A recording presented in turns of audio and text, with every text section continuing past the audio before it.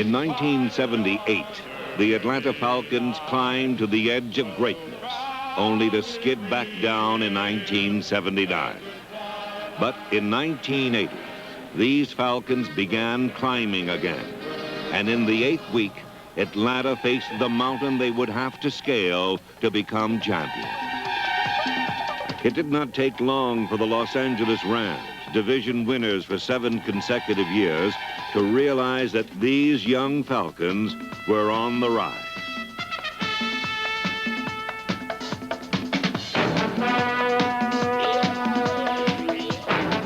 But in a tight physical duel, one play threatened Atlanta with defeat.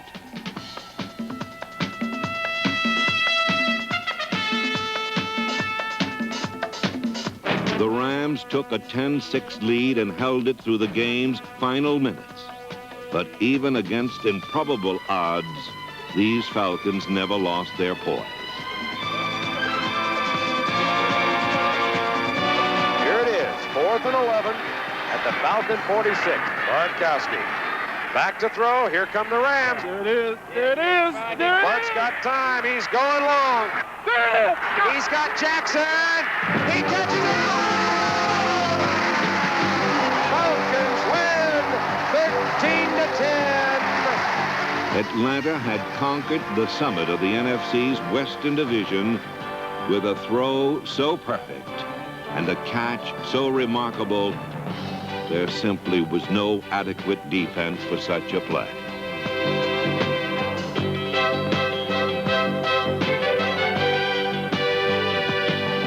However, it is superior resources, not wild strokes of fortune, which account for a team's achievements.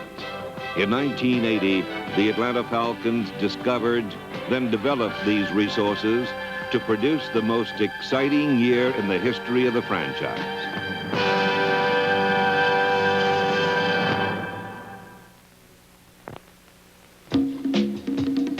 The 1980 Falcons were the unknown soldiers of pro football.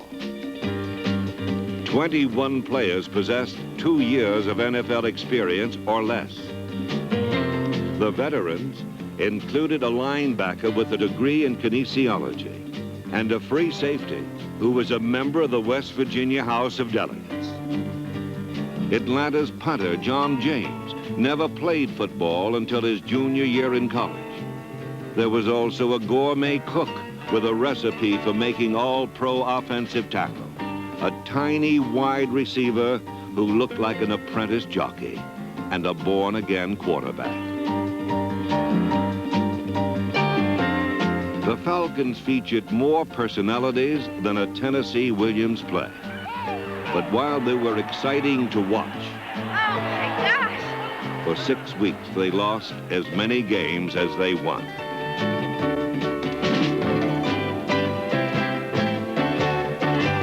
However, one point was clear. This was not the Keystone Cops and Cleats, merely the NFL's second youngest team marching toward NFL contention, the unifying theme of Eddie LeBaron's organization. We feel that the better the organization gets, the better the team will get. It's a matter of scouting and making sure that all the pieces fit together and work well together, and I'm just kind of the piece fitter, I guess. Since 1977, the scouting of Tom Bratz and his staff and the subsequent Falcon drafting may have been the NFL's best. These picks include runners James Mayberry and Lynn Kane, number 21, who rushed for over 900 yards in 1980. Before the joint arrival of Kane and fullback William Andrews in the '79 draft, Atlanta hadn't seen a ground attack since Sherman marched through Georgia. Of Andrews, a third-round selection, Bennett has said, "I feel like a guy who buys a Cadillac and finds out he can get 30 miles to a gallon."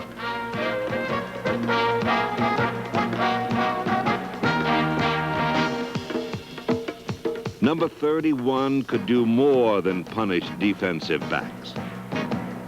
He could stun the biggest with his blocks.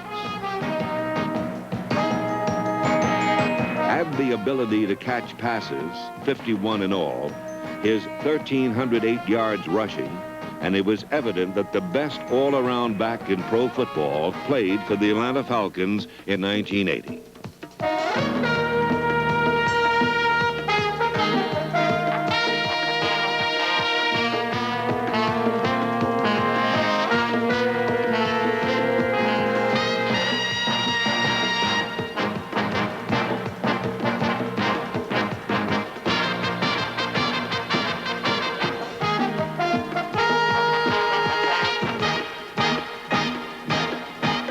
Using early draft choices like Andrews and Kane, the Falcons have solved their personnel puzzle.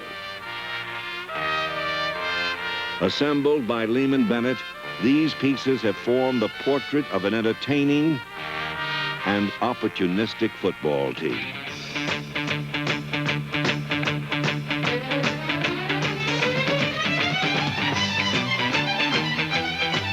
Atlanta's devotion to building a contender through the draft continued in 1980, beginning with first-round selection Junior Miller.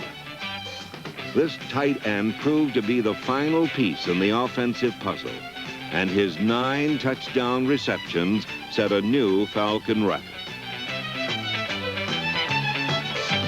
But the biggest impact from 1980's draft was felt on defense.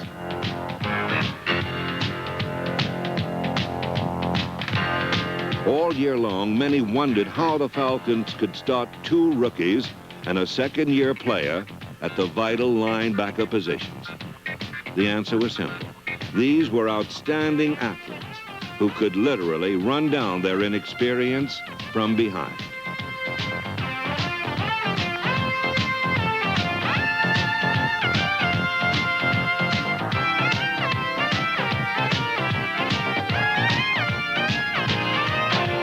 Eighth-round pick Al Richardson led the team with 7 interceptions, and second-round choice Buddy Curry led the team in tackles.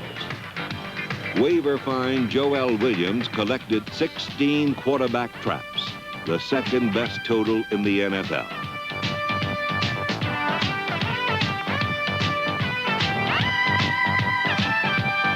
When you added number 54, veteran Fulton Kuykendall, and rookie Jim Laughlin, Atlanta played with the best young core of linebackers in the National Football League.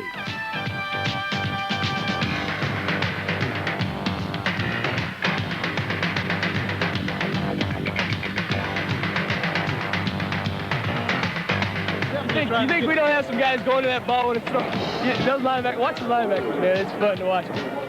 These men were the heart and soul of Atlanta's vastly improved defense. A fact the Detroit Lions learned the hard way. The red wave is washing ashore here in Atlanta Stadium today. Danielson drops to throw, looks to his left side. Falcons are blitzing, and they get him! And it's fumbled. It's picked up by Atlanta. Running with the ball for the touchdown is... The alert linebackers keyed a 43-27 rout of then unbeaten Detroit. And together with brilliant efforts from the rest of this hand-picked squad, the Falcons blossomed into serious mid-season contenders.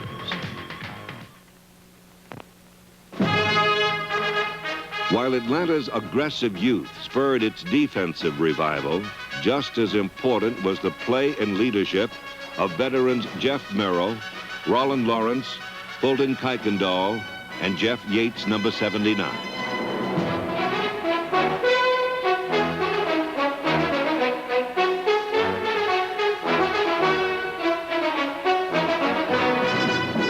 In 1980, the Falcons employed 3 down linemen and 4 linebackers, the 3-4 defense, an alignment that fit defenders Don Smith, Wilson Famwina, Mike Zealy, Edgar Fields, Bob Glazebrook, Tom Pridemore, and Kenny Johnson as snugly as their helmets.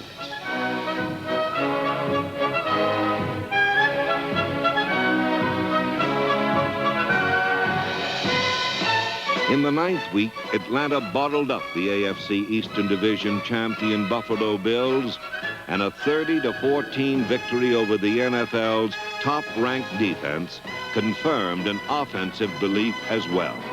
We feel we could score anytime, any place, on any team. Our offense feel that, the quarterback feel that, and the receivers with 3 seconds left on the clock is telling Bart, throw to me.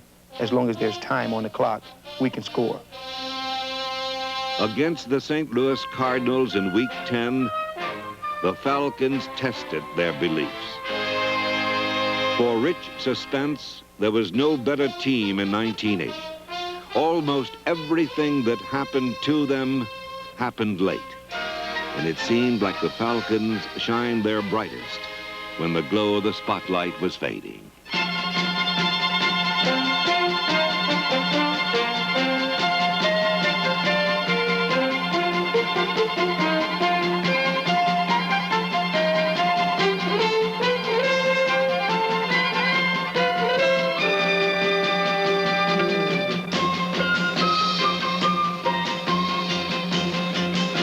Three second-half touchdowns tied the score at 27, and several defensive adjustments pulled the rug out from under the Cardinal offense.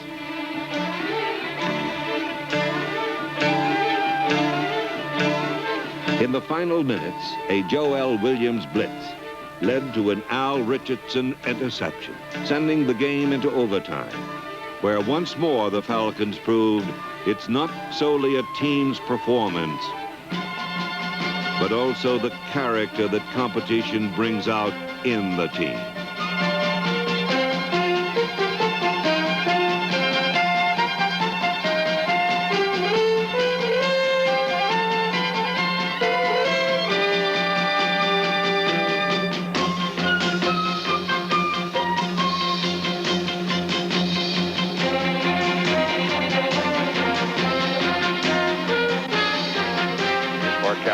Ray Strong wants to sweep to the right side, gets a block inside the 20, 15, 10, 5, touchdown! Ray Strong breaks off right tackle for a 21-yard touchdown run, and the Falcons win in overtime at St. Louis, 33-27. What a ball game. Once again, Atlanta's comeback catalyst was Steve Bartkowski. In his 6th year, Bart was finally flying through pro football's blue skies. Number 10 enjoyed his finest year because after 4 years of rebuilding, both the Falcons and Steve were coming of age together.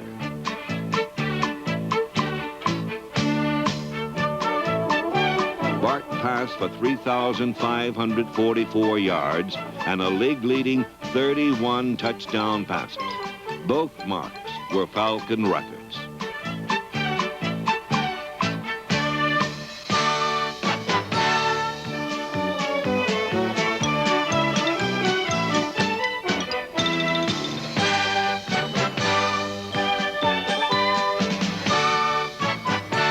Steve Bartkowski was an opportunist who kept his team in the battle when the cause seemed lost, simply by using the talents of many. There were wide receivers Wallace Francis and Alfred Jackson. There was a huge tight end, Junior Miller, and the smallest wide receiver in pro football, Alfred Jenkins, who could run as far as Bart could throw. Until this season, Jenkins was a well-kept secret that opponents kept trying to bury.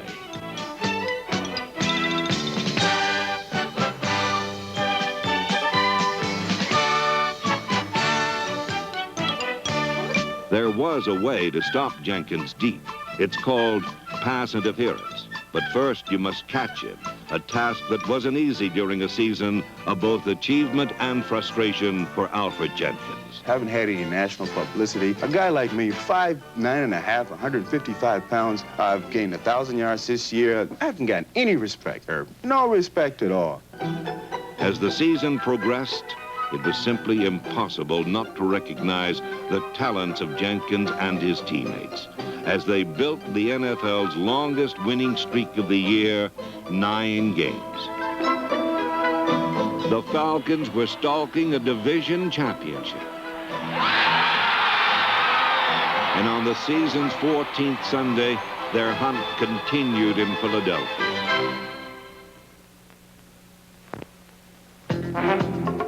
The mark of a champion isn't how a team plays when leading. It's how it plays when it's behind.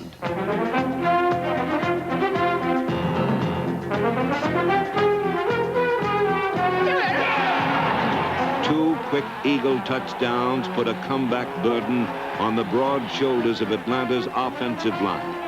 And true to form, these big men responded.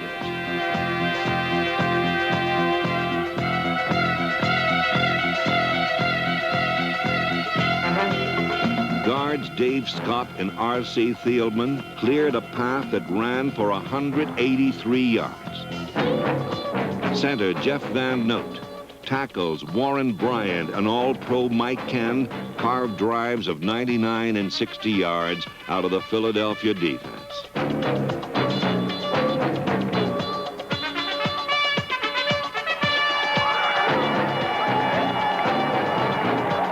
With the score deadlocked at 17, Atlanta's young defense fiercely contracted. Come on, boys, coming out!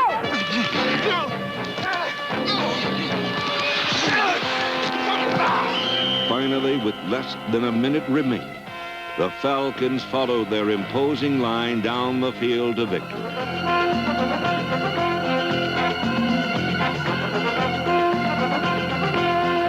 An ordeal fought by so many came down to the effort of one, place kicker Tim Mazzette.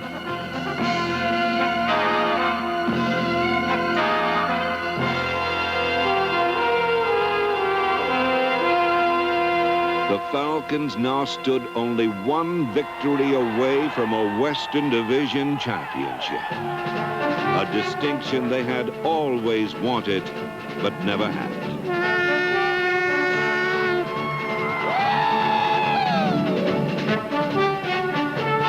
Bartkowski's going to go long. He's looking for Francis. He catches it at the 40. He's going to go all the way. Yes! 10, 5. At home against the San Francisco 49ers, Atlanta produced a precise resume of their 1980 season. All right, babe, all right, here we go. Maypop! 5 touchdowns earned them the championship of the NFC's Western Division for the first time ever in 15 years. What a joyous moment it is in Atlanta, Georgia, as the Falcons are nearing their first ever NFC Division Championship. Montana's going to throw. Falcons have a 4-man rush on. Fumble! They're going after the ball. Al Richardson has fallen on it in the end zone. Falcons have scored again. Oh, brother!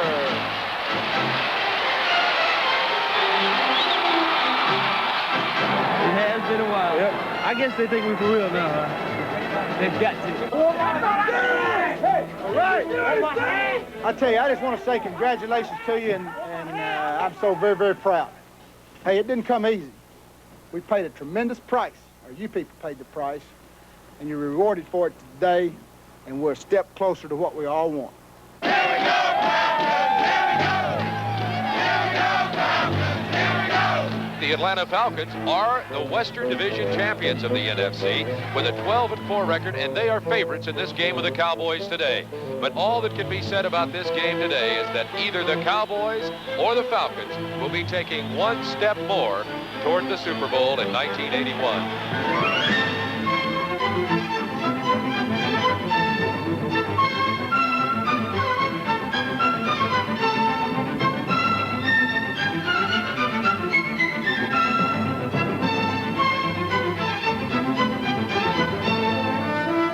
From the very beginning, Atlanta played the same game that brought them to the NFL playoffs.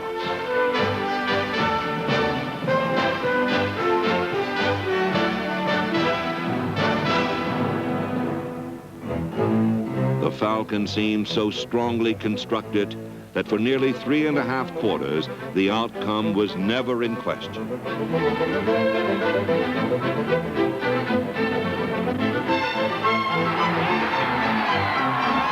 But late in the 4th quarter, a comfortable 27-17 Falcon advantage began to slip away.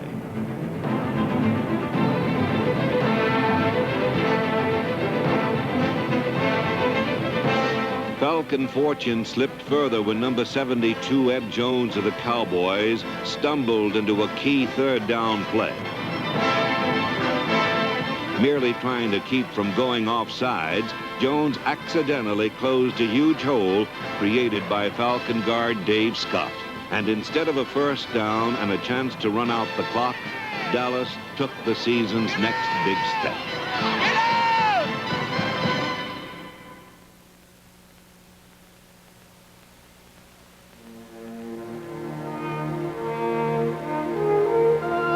Shockingly, it ended.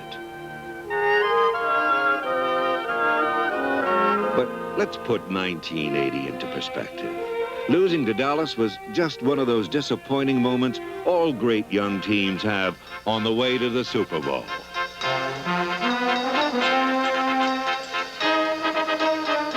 Atlanta's list of achievements revealed not only how far they had come, but how far they can go, beginning with 12 victories. Wins that came against the NFL's finest.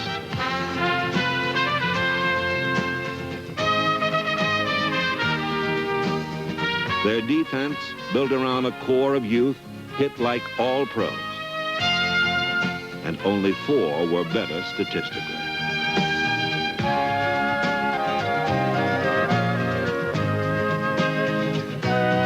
Atlanta's offensive line, led by Mike Ken, was outstanding, whether blocking for the best running tandem in football or the NFL's leader in touchdown passes.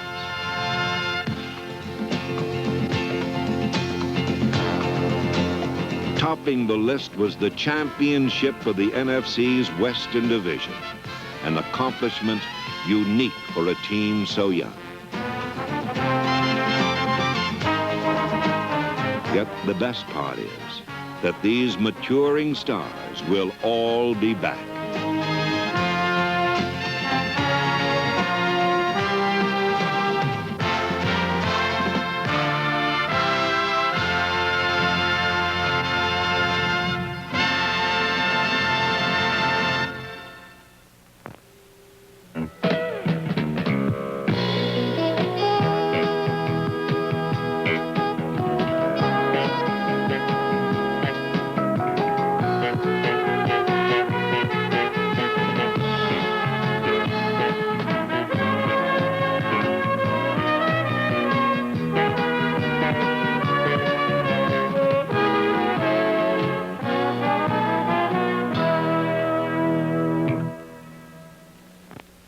The 1980 Falcon highlights have been presented by the Atlanta Coca-Cola Bottling Company.